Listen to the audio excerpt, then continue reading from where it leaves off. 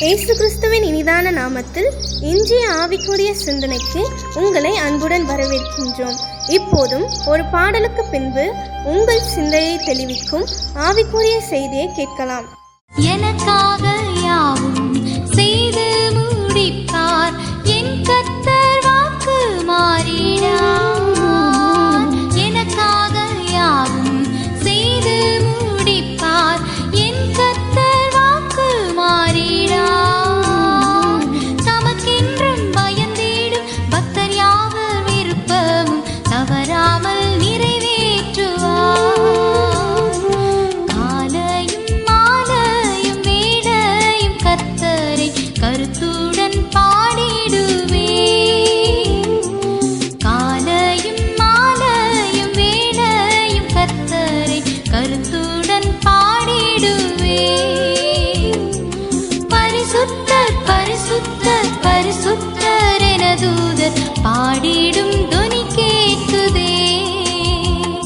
நமது மன விருப்பங்களை அருளி செய்கிற ஆண்டவராக இயேசுவின் இனிதான நாமத்தினால் உங்களை வாழ்த்துகிறேன். இதனால் நம்முடைய ஆவிக்குரிய சிந்தனைக்காக சங்கீதம் 20:4 நான் வாசிக்கிறேன். கர்த்தர் உமது மன விருப்பத்தின்படி உமக்கு தந்தர்லி உமது ஆலோசனைகள் எல்லாம் நிறைவேற்றுவாராக. தாவீது சொல்லுகிறார், நம்முடைய ஆண்டவர் நமது மன விருப்பங்கள் எல்லாவற்றை அறிந்திருக்கிறார். அதோடு மட்டுமல்ல, அவைகளை அருளி செய்வாராம். நம்முடைய ஆலோசனைகளையும் நிறைவேற்றி கொடுப்பாராம். இவ்வளவு பெரிய தேவன். வேதத்தில் நெகேமியாவின் புஸ்தகத்தை நீ பார்த்தீர்கள் என்று சொன்ன ஒரு பானபாத்திரக்காரனாய் அரண்மனையிலே ராஜாவோடு கூட அங்கு பணியாற்றுகிறான். அந்த பானபாத்திரக்காரன் இருக்கும் பொழுது கூட ஒரு பாரம் நெகேமியாக்குள் இருந்தது. ஏன் தெரியுமா? எருசலேம் இடிக்கப்பட்டு சுட்டரிக்கப்பட்டு பிதாக்களின் கல்லறைகள் இருக்கிற நகரமாக அந்த பட்டணம் எல்லாம் பாழாய் போனதை பார்க்கும் பொழுது ஒரு துக்கம், ஒரு வேதனை. அதற்காக அழுது புலம்பிக் கொண்டு ஜெபித்துக் கொண்டிருக்கிறார். ராஜா அதை கேள்விப்பட்ட உடனே நெகேமியா பார்த்து, முகத்தில் இவ்வளவு ஒரு மனக்கவலை தெரிகிறதே, இது சரீர பிரகாரமா நீ பலவீனமான ஆளில்லை என்று சொல்லி கேட்டதோடு மட்டுமல்ல, நீ கேட்கிற காரியம் என்ன, உன்னுடைய மன விருப்பம் என்ன, அல்லது உன்னுடைய வேண்டுதல் என்னன்னு சொல்லி கேட்கிறார். நெகேமியா சொல்லுகிறார், அந்த ராஜா அப்படியே நிறைவேற்றி கொடுக்கிறார். நான் என் தேசத்துக்கு போக வேண்டும், என் பட்டணத்தை கட்டி எழுப்ப வேண்டும், அதற்கான உதவிகள் வேண்டும், வழிகள் திறக்க வேண்டும் என்று சொல்லும் பொழுது ராஜா எல்லா விதத்திலும் உதவி செய்கிறார். எருசலேம் பட்டணத்தை நெகேமியா கட்டி எழுப்புகிறார். பாலான சூழ்நிலை மாறுகிறது. நெகேமியாவின் மன விருப்பத்தை ஒரு ராஜா நிறைவேற்றி கொடுக்கிறான்னு சொன்னால், ராஜாதி ராஜாவாகி நம்முடைய ஆண்டவர் நம்முடைய மன விருப்பத்தை நிறைவேற்றி கொடுக்க மாட்டாரா? அவரை நோக்கி பாருங்கள். அவருடைய சமூகத்துக்கு போனாலே கேட்பார், உன் வேண்டுதல் என்ன, உன்னுடைய விண்ணப்பம் தான் என்ன, எத்தனை நாள் அழுது கொண்டிருக்க போகிற, எத்தனை நாட்கள் புலம்பிக் கொண்டிருக்க போகிறேன் ஆண்டவர் கேட்பார். மற்ற இடங்கள்ல மற்றவர் முன்பாக இருந்து புலம்புவதையும் வேதனையோடு பிரச்சனைகளை சொல்லிக் கொண்டிருப்பதை நிறுத்திவிட்டு ஆண்டவர் சமூகத்துல போய், இது என்னுடைய விருப்பம், இது என்னுடைய வேண்டுதல், இந்த காரியம் என் குடும்பத்துல நடந்தால் நல்லா இருக்கும், இதை நான் விரும்பினேன் அல்லது நான் இதை எதிர்பார்த்தேன், பிரயாசப்பட்டு இதுவரை என் கைக்கூடி வரவில்லை ஆண்டவரேன்னு சொல்லி கேட்டு பாருங்கள். காரியங்களை கைக்கூடி வர பண்ணுவார். ஒரு அருமையான கர்த்தருக்கு பயந்த குடும்பம். 2 பிள்ளைகள், கணவன் மனைவி சந்தோஷமா இருக்கிறாங்க. அவங்களுக்கு ஒரு சின்ன கபோர்டு ஒண்ணு வாங்கணும், ஒரு பொருள் வாங்கணும்னு சொல்லிட்டு பர்னிச்சர் கடைக்கு போறாங்க. என்ன பிள்ளைகளுடைய ட்ரெஸ் எல்லாம் அப்படி இப்படியே கிடக்குது, என்ன பண்றது, அதெல்லாம் கொஞ்சம் வச்சா நல்லா இருக்குமென்னு சொல்லி ரொம்ப நாள் அவங்க ஆசை. கொஞ்சம் பணத்தை சேர்த்து வச்சு அவங்க போய் பாக்குறாங்க. ஒரு பொருளை பார்த்துட்டு வந்ததும் நல்லா இருக்குது, அதை வாங்கலான்னு சொல்லிட்டு, சரி நாங்க வீட்டுக்கு போயிட்டு நாங்க பார்த்துட்டு அதனுடைய பணம் எல்லாத்தையும் கேட்டு அதுக்கு நாங்க ஆயத்தம் பண்ணிட்டு வரோன்னு திரும்பி வந்தாங்க. 2 நாள் கழித்து திருப்பி போகும்போது அவர் சொன்னாரு, இப்பந்தான் ஒருத்தர் வந்து வாங்கிட்டு போயிட்டாங்க, அதை கொடுத்து எடுத்துட்டு போயிட்டாங்களா அப்படின்னு சொல்லும்போது எங்களுக்கு ரொம்ப துக்கம் ஆயிடுச்சுதே. நாங்க அவ்வளவு விரும்பி, இது எங்களுக்கு ரொம்ப நல்லா பிடிச்சிருந்தது, இது வந்தா எங்க வீட்டுல எங்க பிள்ளைகள் ட்ரெஸ் எல்லாம் வச்சிருவாங்க, நீட்டா இருக்கும்னு சொல்லி பார்த்தோம், என்ன செய்யறன்னு சொல்லி துக்கத்தோடு அப்படியான்னு சொல்லிட்டு அவர் சொன்னாரா, இல்ல இதே மாதிரி இன்னும் இடத்துல ஒண்ணு நாங்க இது பண்றோம், வந்து ஆர்டர் பண்ணா கூட வந்தா கூட உங்களுக்கு கண்டிப்பா கொடுத்துருதோன்னு சொல்லிட்டு இவங்களுடைய பெயர், அட்ரஸ், தொடர்பு என்னெல்லாம் வாங்கி வச்சுட்டு அனுப்பி வச்சுட்டாங்களா. ஆனால் வீட்டுல 2 பேரும் துக்கத்தோடு கூட வந்து உட்கார்ந்தாங்களாம். சரி பரவாயில்ல, ஆண்டவருக்கு சித்தம் இல்லையோ நம்ம தெரியல, ஜெபித்து விட்டு நம்ம விருப்ப நிறைவேறல, ஆனாலும் கர்த்தர் நடத்துவார் சொல்லிட்டு அன்னைக்கு மற்ற வேலைகள் எல்லாம் செய்ய ஆரம்பிச்சாங்க. திடீர்னு சொல்லிட்டு அதே அந்த பர்னிச்சர் ஷாப்ல இருந்து ஒரு போன் வருது.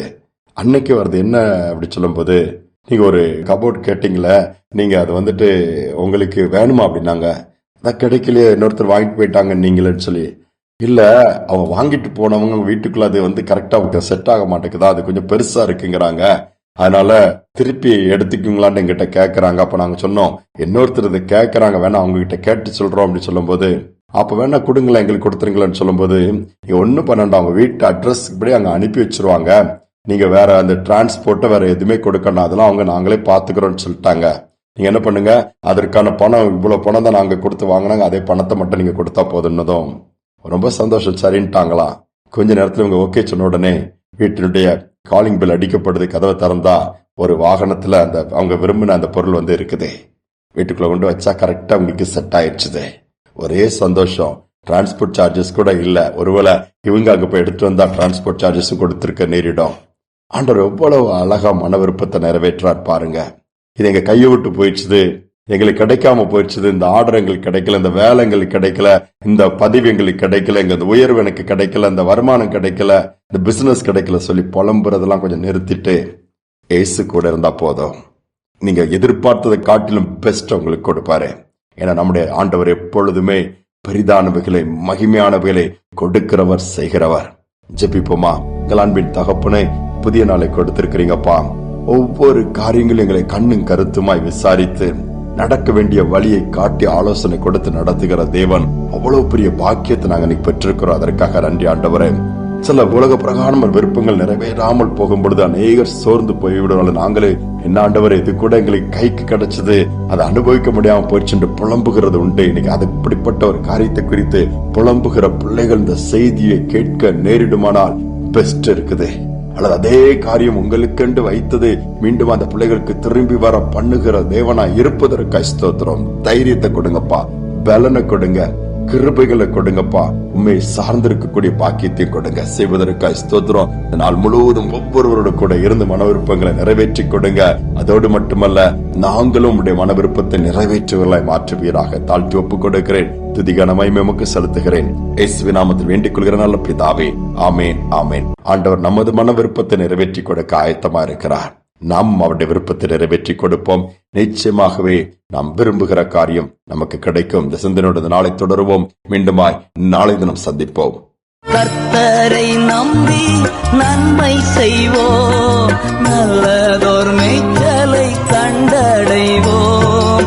அவரில் நாம் மகிழ்ந்திருப்போம், அவரில் நாம் மகிழ்ந்திருப்போம். இதய விருப்பம் நிறைவேற்றுவார். கர்த்தரை நோக்கி அமர்ந்திருப்போம், காவலை மறந்து காத்திருப்போம். கர்த்தரை நோக்கி அமர்ந்திருப்போம், காவலை மறந்து காத்திருப்போம்.